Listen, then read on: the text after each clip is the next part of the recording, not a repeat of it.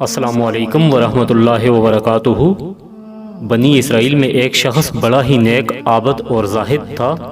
سب لوگوں میں اس کی بڑی عزت تھی۔ اس کی نیکی اور پارسائی کا بڑا چرچا تھا۔ اسی علاقے میں ایک اور شخص تھا، لوگ اسے بہت برا انسان سمجھتے تھے۔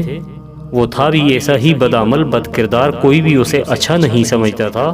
ایک دن اس گنہگار اور فاسق و فاجر نے دیکھا کہ وہ نیک وکار ایک میدان میں بیٹھا ہوا ہے، ہر طرف دھوپ پھیلی ہوئی ہے، مگر اللہ کے اس نیک بندے پر ایک بادل کے ٹکڑے نے سایہ کر رکھا ہے۔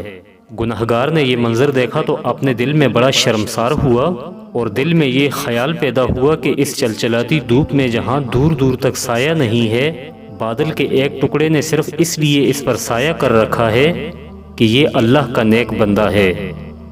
کیوں نہ میں بھی اس کے ساتھ بیٹھ جاؤں، کیا عجب کہ اس کی برکت سے اللہ مجھے بھی بخش دے اور میری خطاؤں کو معاف فرما دے۔ یہ شخص اس عابد و زاہد کے پاس گیا اور اس کے ساتھ سائے میں بیٹھ گیا۔ اس کے بیٹھتے ہی اس عابد و زاہد کے دل میں یہ خیال آیا کہ یہ اپنے زمانے کا بدترین گنہگار اور پوری قوم میں بدنام شخص ہے، اس کے ساتھ تو کوئی بھی اٹھنا بیٹھنا پسند نہیں کرتا، یہ میرے پاس کہاں آ بیٹھا۔ یہ خیال آتے ہی اس رسوائے زمانہ کو اپنے پاس سے اٹھا دیا۔ وہ اٹھ کر چل دیا، لیکن بادل کا وہ ٹکڑا بھی اس کے ساتھ روانہ ہو گیا اور اس گنہگار کے سر پر سایہ فگن ہو گیا۔